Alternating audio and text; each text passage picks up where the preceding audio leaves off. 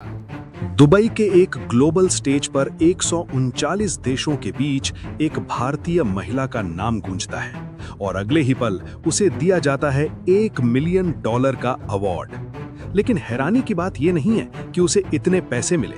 हैरानी की बात यह है कि उस महिला के पास ना कोई बड़ा स्कूल था, ना कोई यूनिवर्सिटी डिग्री की लंबी लिस्ट और ना ही वो किसी सरकारी सिस्टम का हिस्सा थी।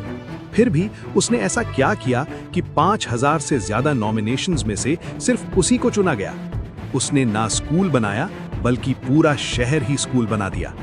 आज की कहानी उसी भारतीय महिला की है जिसने ये साबित कर दिया कि अगर सिस्टम काम नहीं करता तो सिस्टम के बाहर जाकर भी इतिहास लिखा जा सकता है।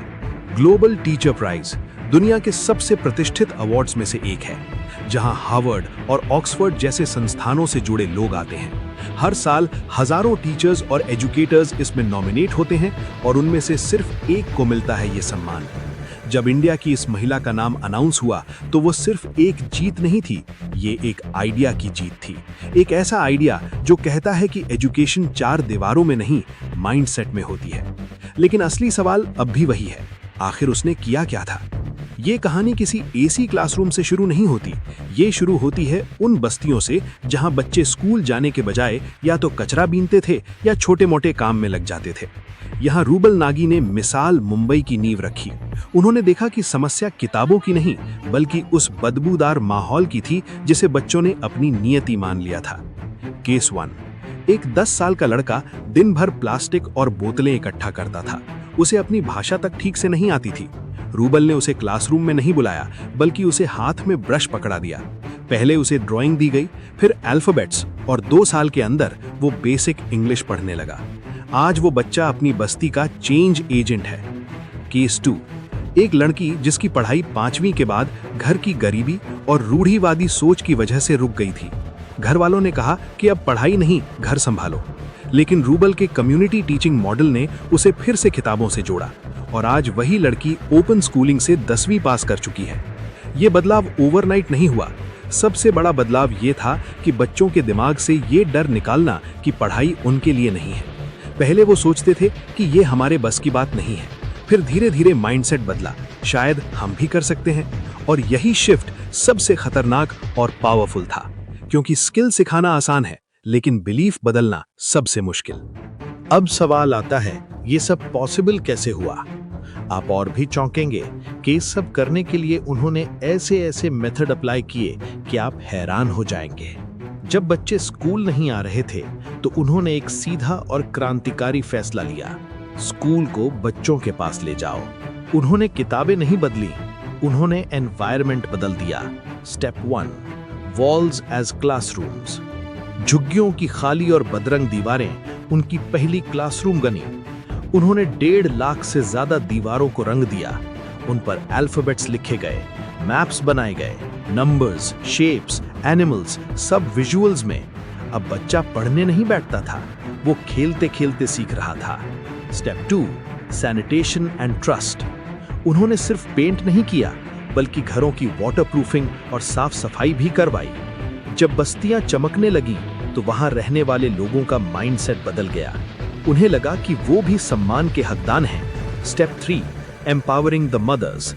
रूबल ने देखा कि अगर मां जागरूक नहीं होगी तो बच्चा कभी स्कूल नहीं टिकेगा। उन्होंने औरतों के लिए सिलाई और कंप्यूटर सेंटर खोले। जब मां सशक्त हुई तो बच्चों का भविष्य सुरक्षित हो गया। पहले 2 साल मुझे पेरेंट काउंसलिंग करने में चले गए कि आपको बच्चों को स्कूल भेजना ज़रूरी क्यों है, बिकॉज मैक्सिमम पेरेंट्स बोल रहे हैं मैम स्कूल जाने की क्या ज़रूरत है, मैम 8-9 साल का बच्चा होगा तो कमाने लग जाएगा। सो 2 साल मैंने उनको बहुत बहुत हाथ पैर जोड़ के कन्विंस किया कि आप मुझे बच्चों के 10 साल दीजिए एंड उसके बाद आप देखिए बच्चों को आप सबको यहाँ से वो बाहर निकाल के एक कंफर्टेबल लाइफ देंगे। तो धीरे धीरे आगे बढ़ने लगे। सिंपल लॉजिक था, अगर बच्चा सिस्टम में फिट नहीं हो रहा तो सिस्टम को बदलो, बच्चा नहीं। और यही अप्रोच उन्हें बाकी सबसे अलग बनाती है। और अब वो नाम जिसने दुनिया को झुका दिया, रूबल नागी। जब उनका नाम उस ग्लोबल स्टेज पर अनाउंस हुआ तो सन्नाटा छा गया। लेकिन असली रोंगटे खड़े कर देने वाला पल तब आया जब उन्होंने $1 मिलियन का वो चेक हाथ में लिया। कोई भी इंसान होता तो अपनी तारीफ करता, लेकिन रूबल ने खुद को क्रेडिट देने के बजाय पूरी दुनिया के सामने नम आंखों से कहा, we won, India won. We won, India won, Bharat won.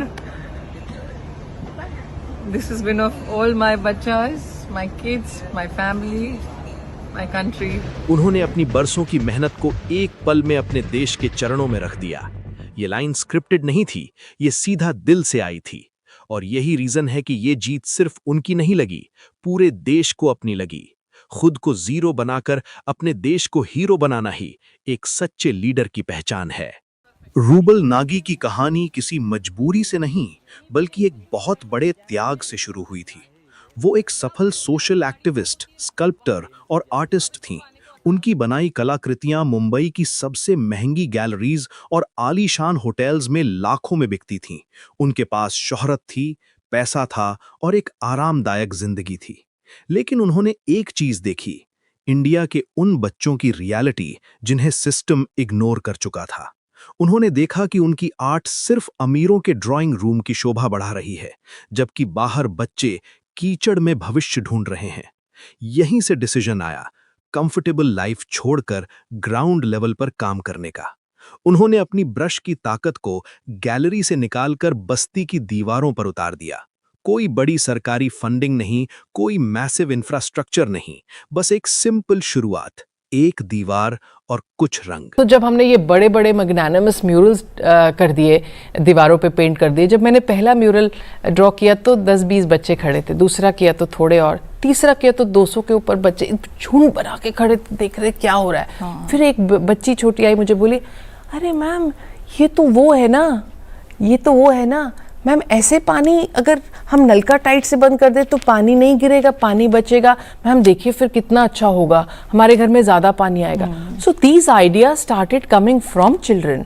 So then we replicate this model in all the schools. फिर हमने स्कूल के जो हमारे रूम्स हैं जिनमें हम क्लासेस देते थे, उनको हमने बहुत ब्यूटीफुली पेंट कर दिया। ये जो हमारे आर्ट फॉर्म था, आर्ट बेस्ड एजुकेशन थी, ये एक लिविंग टेक्स्ट बुक बन गई। उन्होंने अपनी कला को ही अपना हथियार बना लिया। एक पेंट की बाल्टी से अगर कोई इंसान हजारों बच्चों की जिंदगी बदल सकता है, तो प्रॉब्लम रिसोर्सेज की नहीं है, प्रॉब्लम सोच की है। रूबल नाजी ने साबित कर दिया कि बदलाव के लिए किसी बड़ी परमिशन की नहीं, सिर्फ एक नेक इरादे की जरूरत होती है। अब सवाल सीधा है, तुम सिस्टम को ब्लेम करते रहोगे या अपने लेवल पर कुछ बदलोगे? अगर ये कहानी तुम्हें रियल लगी और तुम्हारे दिल के किसी कोने को छुआ है, तो इसे यहीं मत छोड़ो, क्योंकि इंस्पिरेशन का कोई मतलब नहीं अगर एक्शन ना आए। इस भारतीय बेटी के जज्बे के लिए एक लाइक तो बनता है। इस वीडियो को इतना शेयर करो कि हर उस इंसान तक पहुंचे जो हार मान चुका है। और ऐसी ही रोंगटे खड़े कर देने वाली कहानियों के लिए अभी सब्सक्राइब करें, क्योंकि जब भारत का हर नागरिक जागता है, तभी देश बदलता है।